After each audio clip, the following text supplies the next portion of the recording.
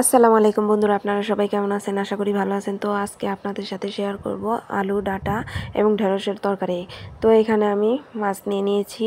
তো এখানে দিয়ে দিব লবণ এবং হলুদের গুঁড়া এবং দিয়ে দিব মরিচের গুঁড়া। তো এখন ভালোভাবে মাখিয়ে নিব। তো আমি এদিকে চুলায় কড়াইটা বসিয়ে দিয়েছি, গরম হয়ে গেছে। তো এখানে আমি তেল দিয়ে দিয়েছি, মাছ দিয়ে দিছি।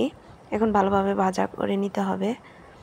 তো এই যে দেখেন বন্ধুরা, আমার মাছ ভাজি হয়ে গেছে। তো এখানে ওই তেলেই দিয়ে দিব মরিচ পেঁয়াজ এবং একটু হালকা ভাজি ভাজি করা হয়ে গেলে তো এখানে আমি তরকারিগুলো দিয়ে দিব। তো একটু নাড়াচাড়া করে নিব, দিয়ে দিব লবণ, হলুদের গুঁড়া, মরিচের গুঁড়া, ধনে গুঁড়া। তো এভাবে করে ভালোভাবে মিশিয়ে ভালোভাবে কষিয়ে নিতে হবে। তো বন্ধুরা, এভাবে করে ঢাকনা ঢেকে দিয়ে তো কষিয়ে নিতে হবে। সবজিগুলো সিদ্ধ না হওয়া পর্যন্ত অপেক্ষা করতে হবে। তো এই যে আবার ঢেকে দিব। তো আমরা গ্রামে থাকি, মাটির চুলায় রান্না করতে হয়। আশা করি বন্ধুরা ভিডিওটা ভালো লাগবে। তো বন্ধুরা, ভিডিওটা যদি ভালো লেগে থাকে, একটু হলেও যদি ভিডিওটা ভালো লেগে থাকে, তাহলে বন্ধুরা অবশ্যই আমার চ্যানেলটা সাবস্ক্রাইব করে দিবেন এবং একটা লাইক করে দিবেন। তো বন্ধুরা, আপনাদের কাছে কেমন লাগলো ভিডিওটি অবশ্যই কমেন্টের মাধ্যমে জানাবেন।